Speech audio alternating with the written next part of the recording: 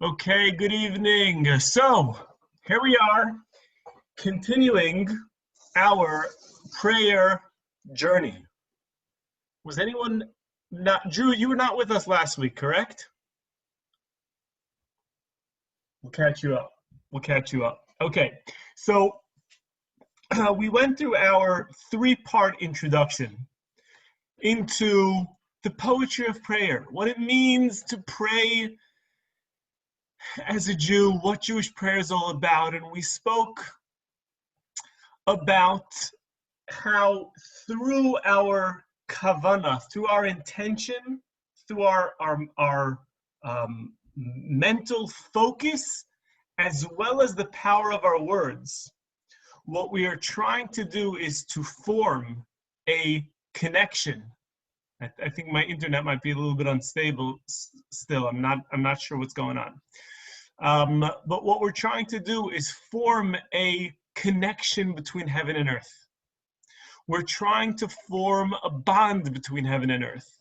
And when we focus our attention and raise our awareness and raise our consciousness, we are now becoming this pivotal point, this means of transferring the spiritual energy and manifesting it into the world. And that's what's happening when we're praying.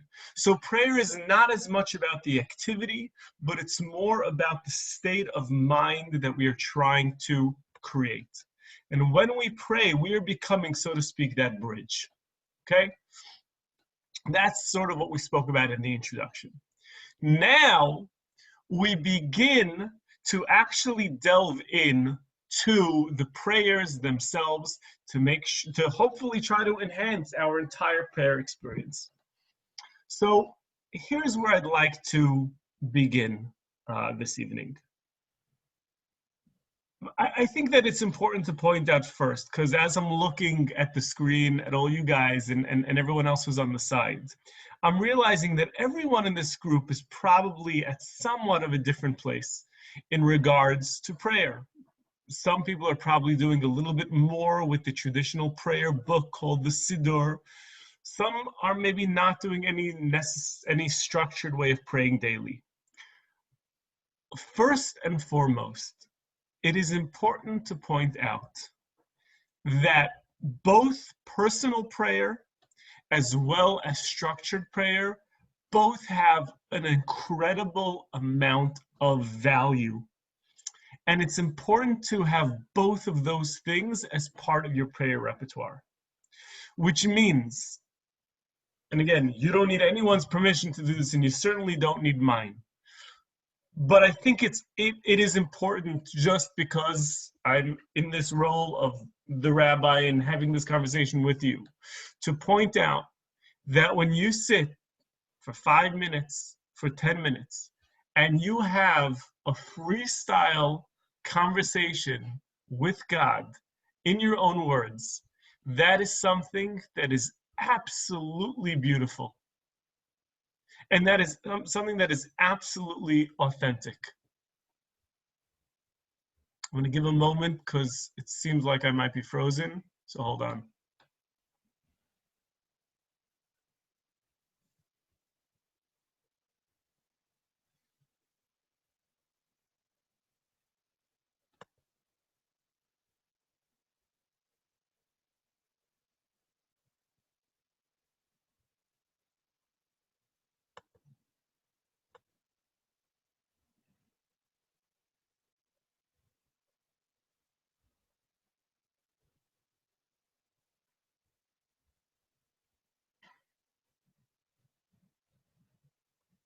Okay.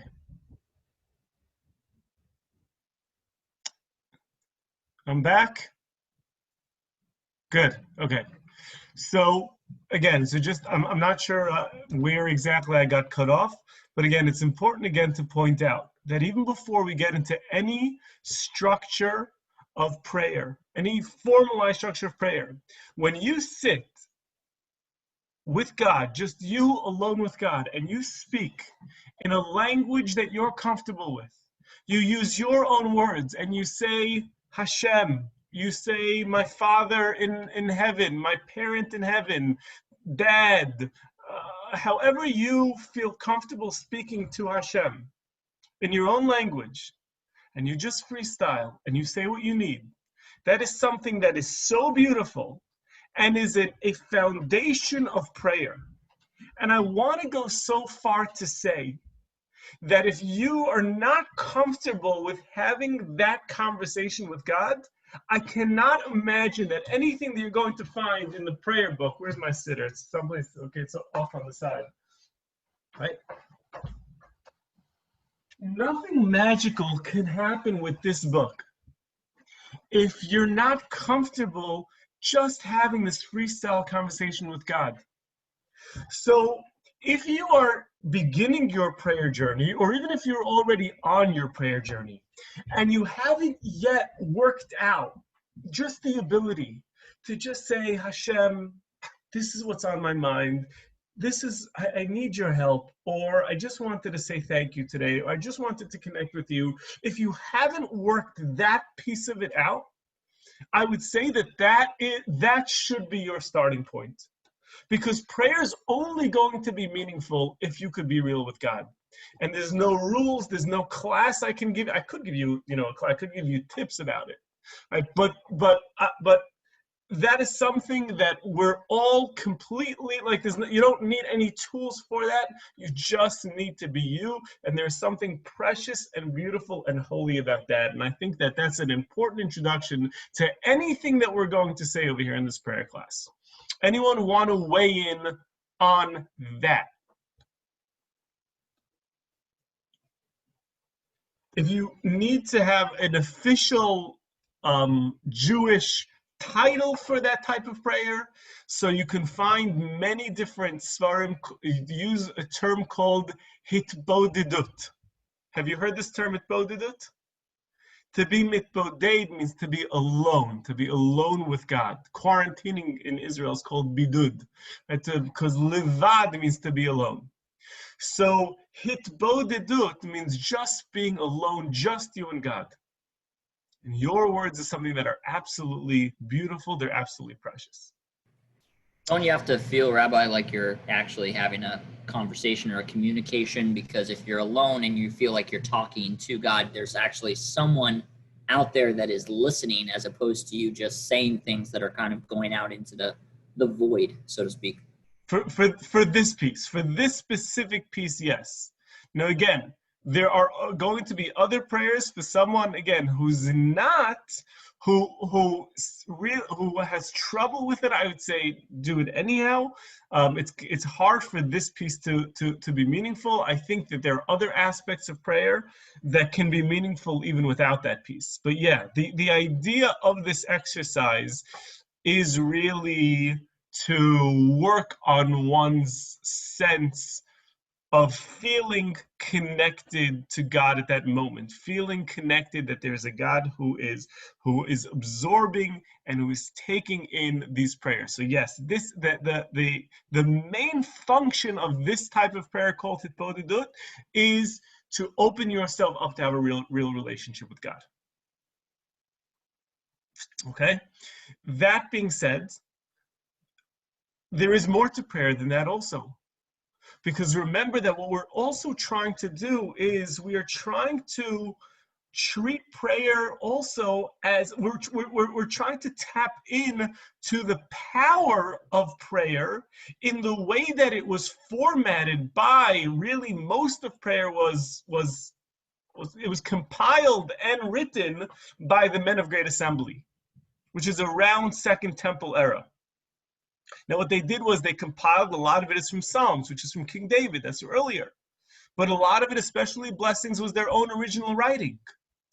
But if you go through the words of our sages, and we'll go through some of the background in our classes, what the sages were really doing, they were plowing through Tanakh and finding, Tanakh means the Torah. They were plowing through the Torah to find central themes, to find a language that they could put together where you're hitting all of the important concepts through a language that they put together. That's why I call the class the poetry of prayer. because they did the hard work for us. They found the right language that stirs the soul. Not only that, but there are also Kabbalistic intentions. There's a deeper understanding of the text that we're not necessarily aware of. Now, I know what you're going to ask, so ask it. By putting you on the spot there a little bit. This might, you might be bothered by this, so at least I will articulate this for you if you are bothered by this. And you'll say, well, Buxbaum, by the way, you don't have to be so aggressive about it. You can just, like, you could be a little more respectful. Just call it, you can say Rabbi, or something, but however you want to, you address me, right? To be like, Rabbi, I don't understand that. You're telling me that they put together a language that they understand using terminologies that they know what it means, and that's supposed to inspire me? Well, the answer is you could learn it. It is accessible to you, but obviously a lot of it is even beyond our understanding. So how is a language, how is a text that's even beyond our understanding of the meaning of it supposed to be our tool for prayer to connect to God if we ourselves aren't feeling it? And the answer to that is like this, is that we really need to, and please, if this doesn't resonate with you, bring it up, because I want you to feel this. I want you to feel it. When we're engaging in spiritual things, obviously the more that we understand it, the more it's going to generate a feeling of connection. But you are not limited in spirituality to what you can understand with your intellectual mind. Your soul connects with things. Like, there is no rule, and this is one of the things that us in the scientific generation, we feel like everything has to make sense to us. If it doesn't make sense to me, then it's probably not, then why am I doing it? No, that's not the way things work in spirituality. In spirituality, we can tap into spiritual vibes, even if on the level of intellect, right? Remember, prayer is not an intellectual activity. Prayer is by nature a soul activity. And on a soul activity, your soul understands things that your mind does not. Your soul connects to things that your mind does not. And when you say a language, when you say a prayer, that a million or 2 million or 5 million, however many Jews pray every day, I don't know, 10 million, right? Whatever, however many people are saying these prayers every day. You're putting this out together with them. But not only that, with the millions and millions and millions of Jews who have said these very same prayers every single day. And these prayers are infused with the kavanah, with the intention that they were originally written in by the sages who knew darn well what they were talking about. So then you are binding yourself to everybody today and everybody throughout history who ever said these words and all of their intentions. That's the way spirituality works. When you pick up on Sukkot, a lulav and an etrog, and you shake it, and you're like, why the heck am I shaking a palm branch and a citron? If any of my friends saw me, they would think I'm nuts. But you know that there's all of these different Kabbalistic intentions that you don't understand. Guess what? The fact that you are connecting to that, the fact that you are doing an act that is from the Torah, that has all of these intentions, you are binding yourself to that. You're tapping into the spiritual waves. You know what? Your car is going to drive whether or not you know how the engine works. Because that's what it does. And in many ways, prayer does that same thing. By you saying these words, you are binding yourself to all of those Kabbalistic intentions, whether or not that makes sense to you on an intellectual level or not. Which is why, going back to Noah's question, I said that even if a person isn't necessarily comfortable with having a conversation with God because of whatever barriers, prayer, this type of prayer would still be powerful even for that. What do you think about that? Is that, I'm wondering if what I'm saying, if that is at all enlightening to anyone, if that helps anyone with any of the barriers, especially those who said in the first class that one of the barriers to them is that they feel like they're saying all these words that they don't understand. Yeah, Maria. Just kind of a thought, really. What you're saying kind of reminds me of, I staff birthright trips. What you're saying kind of reminds me of, I guess, kind of like the incredulity that a lot of people feel the first time they walk through Israel and the first time they see all the sights and even just like walk the land hiking. There's always, I mean, obviously I feel this too, but it's cool to see people connect to something like this for the first time. The power of, like, how many people have been right here before? How many other Jews have been right here before? How many people have prayed to be right here? And I'm right here right now. And it kind of reminds me of what you're talking about, just the power of walking a path either through a Hebrew prayer or through Israel or through a moment or through an experience, and how that is just exponentially more special because of how many people have trod that path before. I love that. I love that analogy. In fact, if I could just add one thing to that and say, and if you believe in stories of mystics and if that speaks to you and if that excites you, you should know that there were mystics who could literally walk the streets and they can point to, they'd walk with their students and they would point to a tree and they would tell their students, I want you to know, in that spot over there, a Jew prayed. A Jew was speaking to God there. A Jew was crying over there. A Jew had a moment of dveikut, a moment of enlightenment over there. Because they fused that very place. The residue of their spirituality was contained in that place. Right? When a person goes to the Western Wall, right? You are now, your tears are you, when you cry and your tears fall and they drip down your cheek and they land, you know, on the stones or on the floor, you should know that your tears are landing in a swimming pool of tears that millions and millions of people have cried into. And you're connecting yourself with your tears, connect with that with their tears. And one of the reasons why you'll see that prayer is always in plural is because we're always binding ourselves together with that. In fact, Hasidim, and as we know, Hasidim have more of a mystical connection with their rabbi than most other sects within Judaism.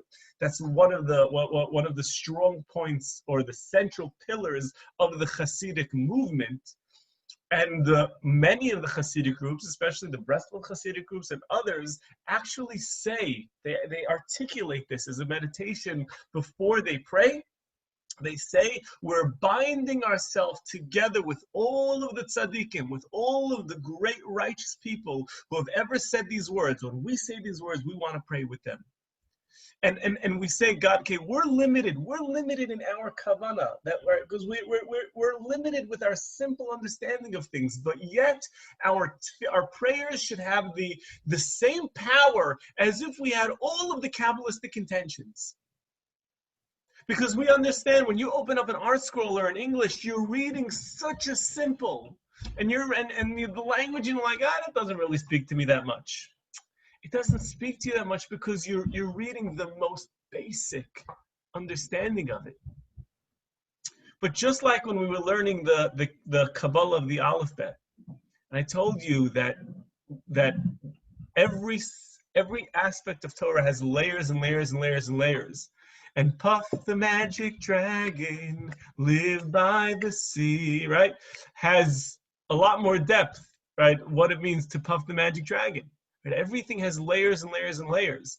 And what you want to open yourself up is to say, I want to bind myself to the depths of the intentions of whatever those great mystics, those great sages who wrote this, whatever they were thinking. I know that intellectually I can't think that, but I'm praying that those intentions should be bound together with my words to create this powerful prayer experience.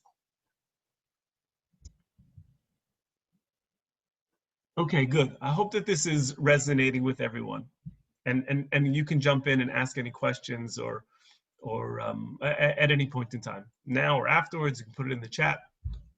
Okay, so what do we have now? So again, so it's important to understand, number one, this idea that your words, your personal prayer to God is beautiful in a way because it's so real, it's so authentic, it's so genuine, it's so precious.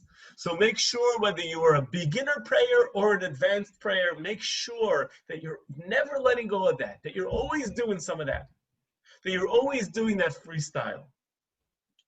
But the drawback of that is that that's all about your authenticity. That's between you and God and nobody else. You bring in this book, you bring in the Siddur, the prayer book, now you have another dimension of your prayer. This dimension is that now you have been given a language that binds you together with all of the other Jewish people of the generation, all of the other Jewish people throughout history, and the Kabbalistic intentions of the mystics and sages that compiled it. Between your beauty, your real words, and the power of the Siddur, put those together and you are a lean, mean tefillah machine. Right? Now you have everything that it takes to really have a penetrating breakthrough with your prayer. Okay, so now with that in mind, we want to begin, and we want to open up this book and see what is contained in this book. Because the more that you're comfortable with the language, the more that you know what's going on, the more that even this will become meaningful. Because even though, right, even with that whole introduction, what we're trying to do is tap into the energy of the mystics. That being said, you still want it to be yours. You still want to get excited about what you're reading. Where we don't want to remain on the simple level. Meaning, as a Jew in general, you can't just check out and you can't say, okay, I'm shaking the lulav, I'm wrapping the tefillin, right? I'm blowing the shofar, and I know that it's really important. I know that there's all these Kabbalistic things. I don't really have to know them. I'm just going to bind my intention with it. No, we can't use that as an excuse to not think. As a Jew, our job is to go deeper and deeper and deeper and deeper and deeper into everything. And the deeper you go, the more that you're able to grab on to the true depths, right? So you still want to be able to go deeper. So if we take a look, if we open up the prayer book, we find that really there's a lot of different aspects to prayer.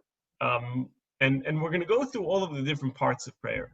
But the place that I want to start is with the Amidah. And the reason that I want to start with the Amidah is, number one, the Amidah is a great springboard for many of the themes that we'll be discussing throughout prayer.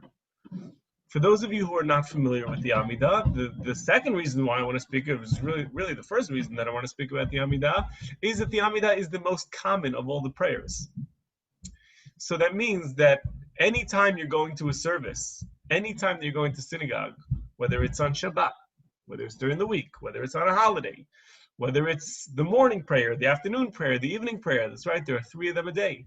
The Amidah is the centerpiece of all prayer.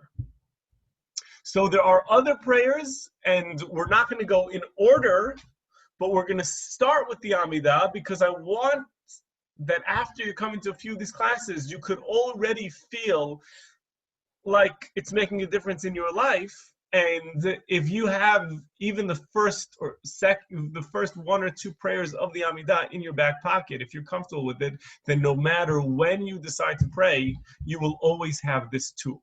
So that's why I want to start and I want to begin by looking at the Amidah. The Amidah is not the same every single time you say it, but it always has the same first three blessings.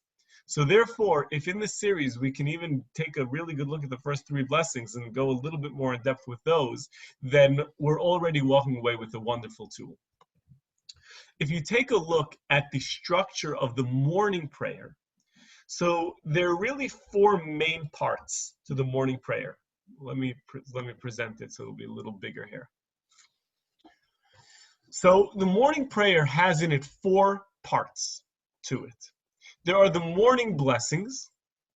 The morning blessings are really just a whole series of about 20 different blessings that relate to all of the different parts of your day. As we go through, the morning blessings focus on make a blessing when you wash your hands, when you use the bathroom. You're thanking God for returning your soul. You're thanking God for the shoes you wear, the eyes where you can see, the clothing, the ground, everything, your freedom, your power to move, so many different things. The fact that you have energy, all of these things, a whole series of morning blessings. The second part of prayers, the second section is called Psuke de Zimra. The translation of the word pisuke, a pasuk, means verses. De Zimra, zemer, is song. So pisuke de Zimra means verses of song. Pisuke de Zimra is the second part of the morning prayer. And this is not as practical, if you will, as the morning blessings that are really very much focused on the things that you're doing. Pisuke de Zimra is a little bit more poetic. It's a little bit more sing-song. It's mostly from Psalms with some blessings, an opening blessing and a closing blessing. The third section is the Shema. Most people are familiar with the Shema, and that has a few blessings before it and afterwards. And then the climax of the morning prayer is the Amidah. So if you were attending the daily service in your synagogue, you would find that all of this takes close to a half an hour. Depends how fast they go. It could be 25 minutes, it could be 45 minutes. And it would probably be about 20 minutes or so until they get up to the Amidah. But the Amidah is something that's going to be there every single day. Now, why these four sections? So I don't know if you're familiar with this, so let me just tell you if you're not familiar with it, but formalized prayer is really only from the Second Temple period. That means that for the first 2,000 years of Judaism, there was no such thing as formalized prayer. There was freestyle prayer, but Jewish spirituality was very much focused on like temple service and then your own personalized prayer. It's really from the Second Temple on that formalized prayer became a thing. And when our sages compiled it, because they knew that the temple would eventually be destroyed, what they did was they organized it corresponding to the various parts of the temple. This is a picture of a model of the temple. If anyone's been to Israel, you might have seen this. This is a model of the temple, and you could see it has really kind of two courtyards in it. Courtyard number one, courtyard number two, and then it has a building, and the building itself has two sections, a holy and a holy of holies. So over here, if you take a look at sort of this bird's eye view, you see courtyard number one, courtyard number two, then you go into the building, right? And now if you were a priest, if you were a Kohen, you'd go into the building, and this was the sanctuary, the holy. And then this little shaded area here, this is the Holy of Holies, which only the high priest, the Kohen Gadol, would enter in onto Yom Kippur. But these four different sections, outer courtyard, inner courtyard, sanctuary, Holy of Holies, when our sages put together the structure of the morning prayer, they put four sections to prayer corresponding to the four sections of the temple, which means to say that as you begin the morning blessings, you're sort of tra-la-la-ling around here, this outer section. Then Psuke de Zimra, you're entering a little bit deeper. The Shema, a little bit deeper into the sanctuary. And then when you're reciting the Amidah, you have now entered into the Holy of Holies. Question.